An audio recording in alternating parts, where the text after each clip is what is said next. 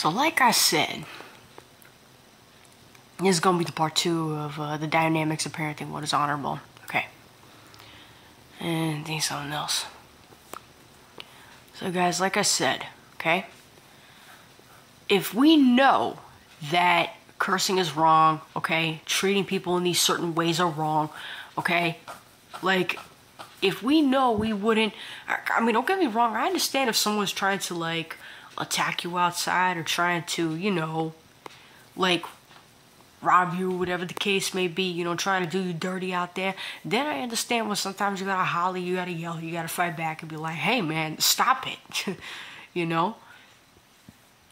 And then sometimes we call people names, you know, when we get upset, with all, you know, there's some people do out there. Sorry guys, it's probably just like 11:30 right now, and it's 11:31. I'm getting a little tired, you know, but I had to get some things off my chest. I felt like I had to do this. Yeah, so anyway, you know guys, what makes us think, okay? And this especially to single people, you know, like myself, to unmarried people, to married people, and this is also the people that are thinking about having sex and thinking about having children, okay? But I would advise you, wait till God gets you the right person, okay, to get married to, okay? You know, you can't be just trusting anybody, you know, just because they say they're Christian, just because they look good. You know, you guys really need to find out, okay, and use a lot of discernment and a lot of wisdom. But that's going to be, you know, video for another time. I don't want to move out of where I am right now because I'm very busy with this one. So anyway, so guys, what makes us think that children are automatically supposed to respect and honor that? Huh? So we think really we could control children's responses to this? Huh? Guys, I'm going to tell you something. Usually, I mean, okay, I would say yes, on a certain level, children do have that innocence. You know, they have that innocence, like what they don't always know certain things that we know, you know? I mean, don't get me wrong, you know, I understand most people are living ungodly, living in sin, and this is another thing that I have to mention real quick. You know, guys, also, depending on who you get married to and who you have sex with, especially who you have sex with, because you become one with that person, okay?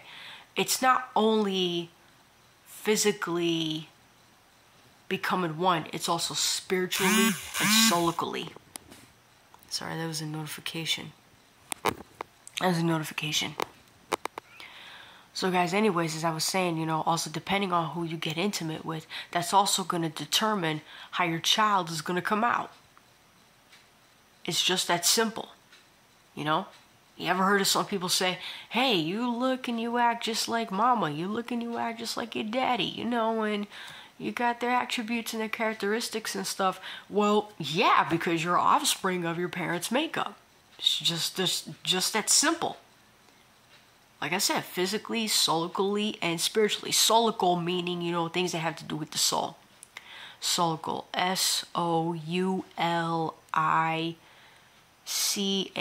if I'm spelling it right. You can look it up. I looked it up myself one time. But anyway, back to this. So guys, what makes us think that children are supposed to honor and respect that? Huh? Because if we know that we wouldn't want anybody, okay, treating us like that, why do we demand that children honor and respect that? Guys, I'm going to tell you something, okay? And this is going to be another video for another time. Guys, when you have people that are angry, but especially a bunch of times, and or maybe not all the time, okay, and you have people that are quick to give into hitting, violence, okay, and you have people that are just into cursing and using profanity. Guys, I'm going to tell you something, okay? This is one of the reasons why that God flooded the earth, okay? It was because of violence, and God hates violence.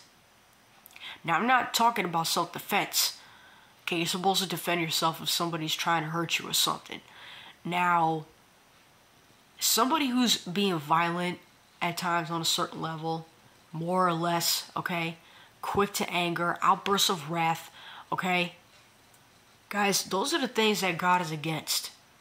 God is even against us using profanity. So if God is against those things, okay, guys, this is why we need to be careful not to follow the world, okay? This is why we can't always listen to what culture, okay, tells us. That's why we can't be on the broad path, you guys. We need to stay on the narrow path, you know? So anyways, back to this real quick. You guys, I'm going to tell you something. Depending on how we raise our children, depending on how we treat them and how we talk to them and things that we say to them. Guys, you guys don't realize that eventually and on a certain level, they're going to copy us. Not only copy us or imitate us, maybe do that to other people themselves or other children at school. Or if they feel like they're not getting their way, they're going to probably just turn around and treat other people like that. Or how about this?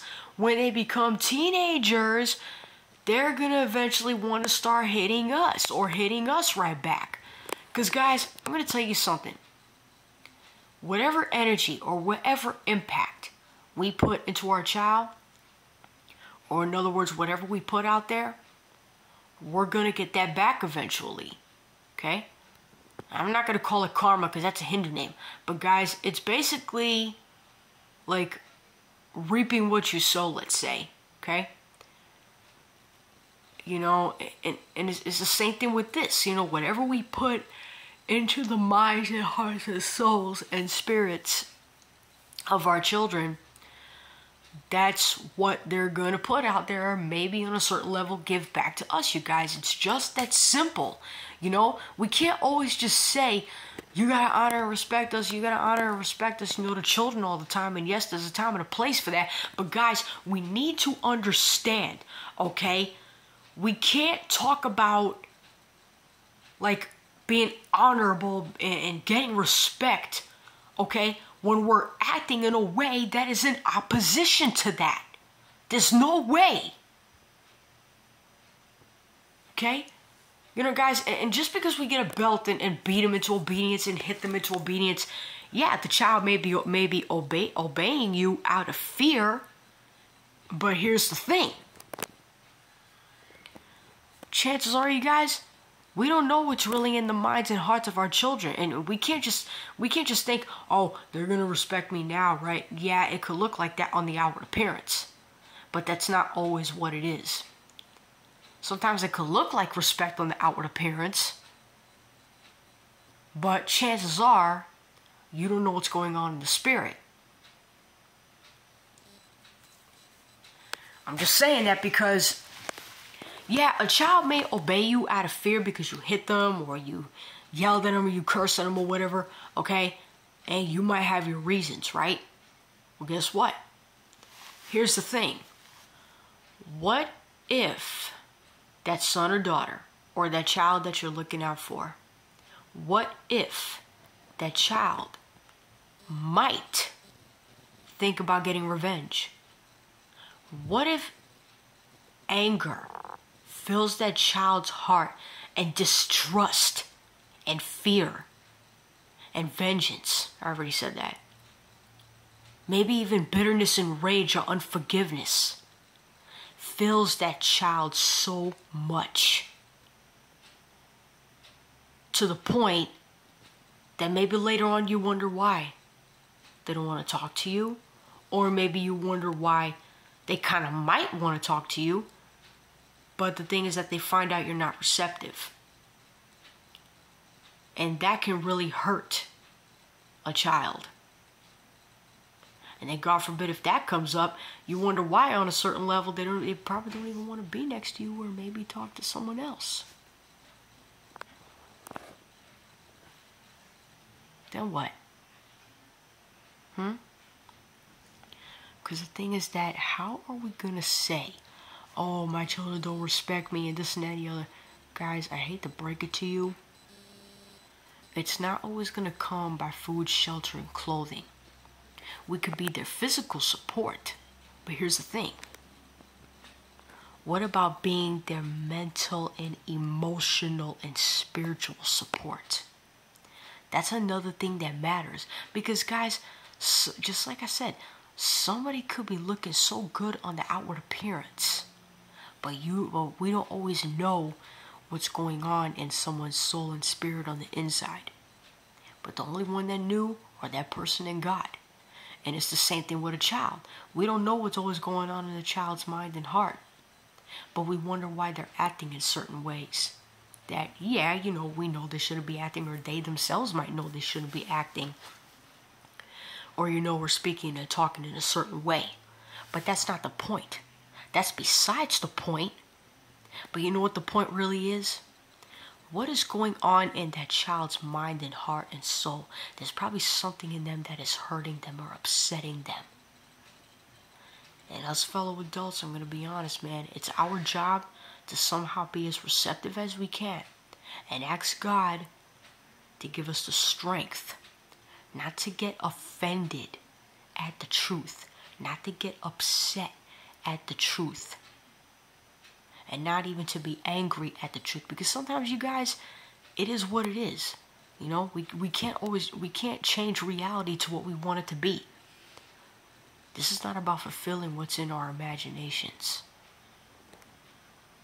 Okay? This is about facing reality for what it is, you guys. And the reason I'm saying this, because sometimes, we always talk about, oh, children don't give us any respect and all this and that and the other. Okay. But here's the thing. What were you guys doing in your lives? How were you guys being raised? How were you guys, being raised in what was going on in your life before you had that child? How were you living? Are you being disobedient to God yourself? God tells you to love other people, you do the opposite. God tells you to speak to people in love, you do the opposite. And it's like, whatever God tells you to do, you want to do the opposite. But we want our children to respect us. So are you really saying that we want to get respect, but we don't want to give God the respect? Wow, that's really crazy. Alright guys, I'm going to shut this video down, and I'll probably either do another one in a few minutes or maybe tomorrow. So I'll be right back.